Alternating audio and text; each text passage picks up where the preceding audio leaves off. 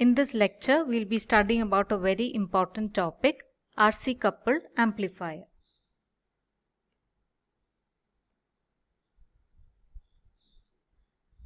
This circuit is basically an amplifier. Let us study about each of these components in detail. First of all, about the resistors. There are 4 resistors here, R1, R2, RC and RE. R1 and R2 form the potential divider circuit. That is, consider the loop starting from the DC source VCC. Then if we write the equation, it would be VCC is equal to VR1 plus VR2, because this loop is completed to the ground. So the voltages across R1 and R2 ensure that the transistor is in the active region. That is, the emitter base junction would be forward biased and the collector base junction would be reverse biased. We choose the value of the resistors in such a way that the transistor would be in active region. RC is the collector resistance and RE is the emitter resistance. The value of RE also ensures that the emitter base junction is in forward biased condition. RL is the resistance across which the output is taken. Now, why is this circuit called as RC coupled? Is because you can see 2 components over here. One is the resistance and the second one is the capacitance. And this circuit can be connected to another such circuit so that the gain will increase.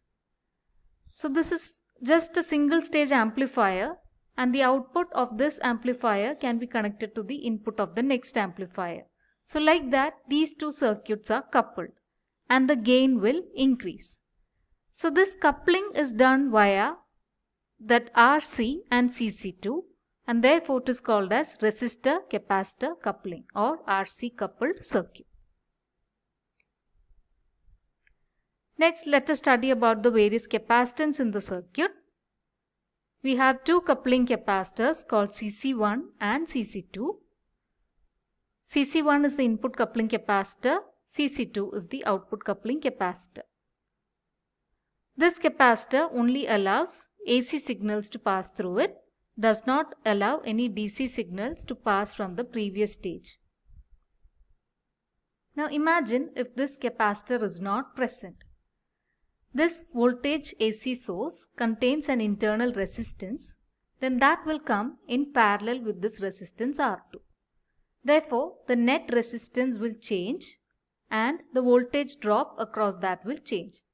If this is affected, then the emitter base will be biased differently and the transistor may not be in active region and our output will not be obtained properly. So that is the importance of the coupling capacitor CC1. CC2 similarly allows only AC signals to pass through. It blocks all other DC source. For example, this VCC is not allowed to pass through the output to the next stage. Then we have a last capacitor called as CE, which is in parallel with RE. CE provides low reactance path for the AC signals. That is, if CE is not present, then the biasing of RE will change. RE allows only DC signals to pass through it and CE allows only AC to pass through it. If this is not present, then that signal will also affect RE. Therefore, the total voltage in this loop will change. The voltage equation of this loop is given by VR2 is equal to VBE plus VRE. So if this changes, VBE will change. Therefore, the biasing of the transistor will be affected and the Q point will change and the output will be affected. So that is the importance of the capacitor CE.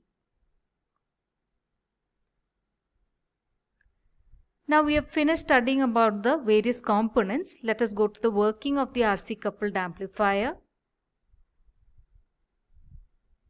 the input applied is an AC source and the output should also be an amplified AC source.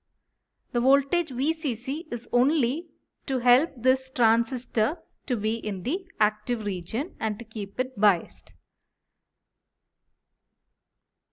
Now imagine our input voltage AC is increasing starting from 0. So slowly, when this input is increasing, the base current also will increase. When the base current increases, the collector current, which is the output current, will increase by the equation IC is equal to beta times IB. Now consider this loop starting from VCC, RC, through the transistor and RA towards the ground. This is our output loop and the output is taken at this particular point. The output is taken at the collector terminal with respect to the emitter. We can see that the emitter is grounded. So this equation is given by V output is equal to, which is same as VCE, is equal to VCC minus ICRC. So when input voltage increases, we saw that IC will increase. When IC increases, this negative term is increasing. So the term V out is decreasing, but we can say that it is increasing in the opposite direction. VCC is a constant term. So when this term is increasing, what happens is that this will decrease. This is also decreasing at a high rate, but we can say that it is increasing in the negative direction. So if the input is increasing, the output is increasing in the negative direction.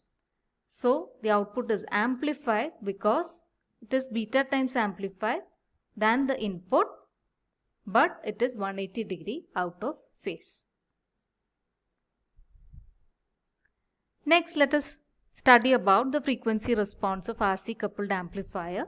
It is nothing but a graph with frequency in the x-axis and gain in the y-axis.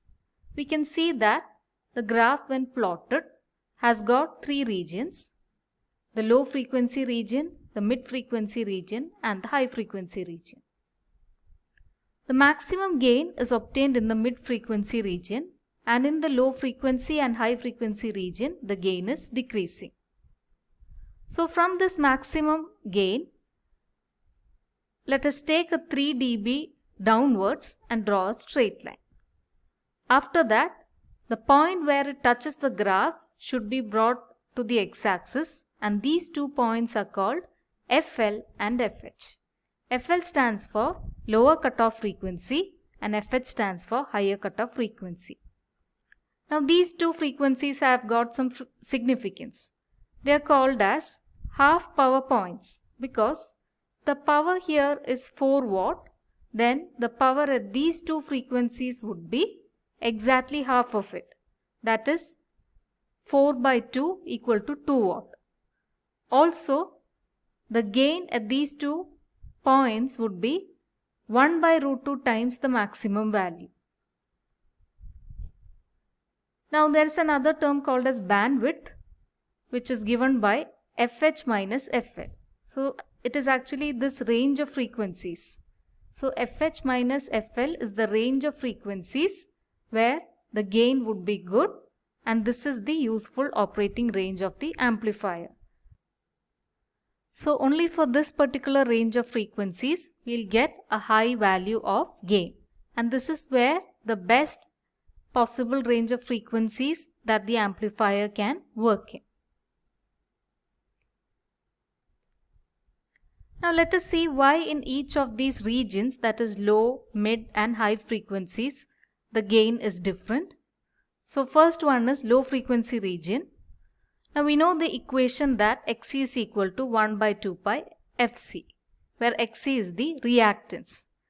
C stands for the value of the coupling capacitor, that is we are speaking about this coupling capacitor Cc1.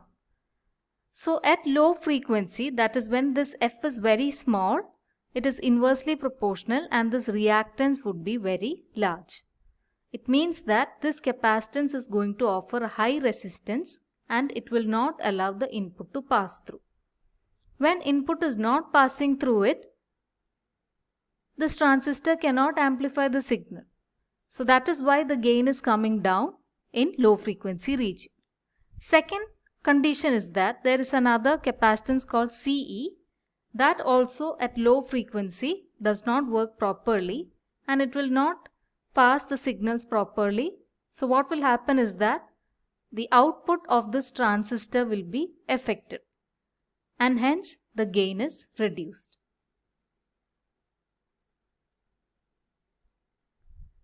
Next, in high frequency region also the gain is reduced. We'll see the reason why. This is a transistor and we know that the transistor has got three terminals: base, collector and emitter. At high frequencies, there is what is called as an effect, that is internal capacitance will come into play. So these internal capacitance are between each of this terminal. So we can see that the internal capacitance between base and the collector is called CBC. The internal capacitance between collector and emitter is called CCE, and the internal capacitance between base and emitter is called CBE. So this is the input terminal and this is the output terminal. So this forms a short circuit between the input and the output. It's like a bypass. So when the signal comes through here, it will go through this bypass and there will not be proper amplification. It has to go through this terminal and get amplified at the output beta times. But that is not happening if it takes this shortcut. So that is how this internal capacitance will decrease the gain. Second thing is, we can see that there is a coupling capacitor called CC2. When frequency increases, the capacitance value will decrease because it is inversely proportional and the whole of the output of this stage will be passed on to the next stage of the amplifier. Therefore, the output here will be decreased and the gain will also decrease.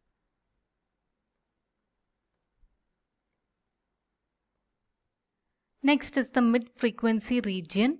Here the gain is a constant. This is because the reactance of the coupling capacitor decrease in the mid-frequency region and the gain will increase like this, but the effect of internal capacitance of the transistor will cause the gain to decrease. So these two effects will nullify each other, causing the gain to be a constant.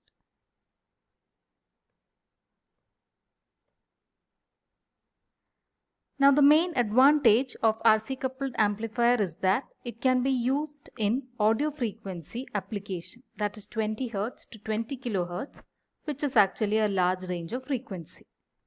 Also, the circuit is of low cost because it has got simple components, and the applications is that, as I said earlier, it is used to amplify signals in the audio frequency range and it is also used as a pre-amplifier. But there are certain disadvantages also, like low voltage and low power gain, and it produces disturbance in the output when the components becomes aged.